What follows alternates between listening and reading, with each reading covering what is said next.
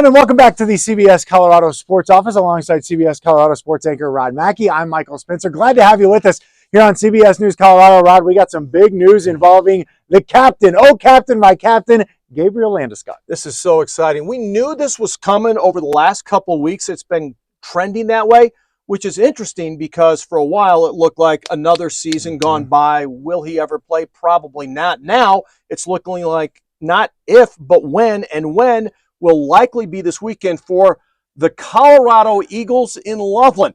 Now, the reason you have to do this, contractually, Gabe is not able to come back for one of the Avs final game. That's why they're doing this. They don't want to put him out in an AHL game. Normally, you wouldn't want to put him in a minor league hockey game. They have no choice. He hasn't played basically in, well, I can tell you the exact number because I just looked it up, 1,018 days. Wow. That's how long it's been. 2022, the last time, Game 6 of the Stanley Cup, that Gabe played. So he's not in game shape. You got to test him out. You're bringing him back for the Stars playoff game. So you got to test him out in the minor leagues. So he's going to go play for the Colorado Eagles. We don't know if he'll play Friday, Saturday, both, or neither, but that is the goal at this point, is to get the captain out there to see how he does. You know, we've been talking a lot about the stock market fluctuating. The ticket prices for these games have been fluctuating like crazy. Avs fans, honestly, I think the entire NHL is looking forward to seeing what Gabe Landeskog has to offer when he does return to the ice, given that it has been so long. And you and I were talking about the ticket prices. They're jumping all around today. Well, a couple days ago, we looked. So these tickets are $22 normally. I was talking to some of the Colorado Eagles people early, and they're normally $22. Earlier this week, when speculation started, in fact, this was on Sunday, it was $129 for the cheapest seat to get in.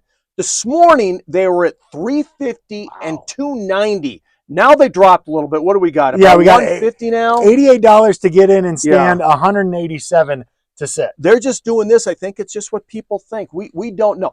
I think we're going to for sure see him at some point. Will it be Friday? Will it be Saturday? Will it be both? I think you're going to see him. They got, he wants to get out there and play. He looked great at practice today. I got a whole bunch of the raw video of him playing.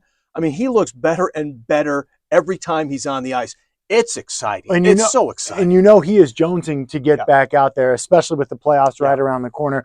What are realistic expectations, though, Rod? I mean, given the fact that he hasn't played since he hoisted Lord Stanley's Cup all the way back in 2022. And you know what? I don't think even Gabe knows what he can do. And that's why it's honestly so big for him to get back, because you'd like to bring him along slowly. You'd like to play him in these final games for the Avalanche when they really have nothing to play for, because you're locked in with the Stars. But they can't do that. They've got to do, and they got to test him. He's got to get hit. That's the one thing. He's wearing the jersey when they can hit him in practice. They're not hitting him hard. No. The Stars are going to go after him. So you got to see what he can do.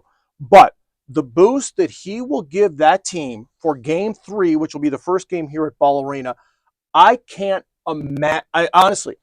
imagine what it's going to be like for him. I don't know how he's going to skate. He's going to be just so emotional for this thing, but it's going to be special. And that boost alone is worth getting him back, whether he can, if he's 50% of Gabe, if he's 75% of Gabe.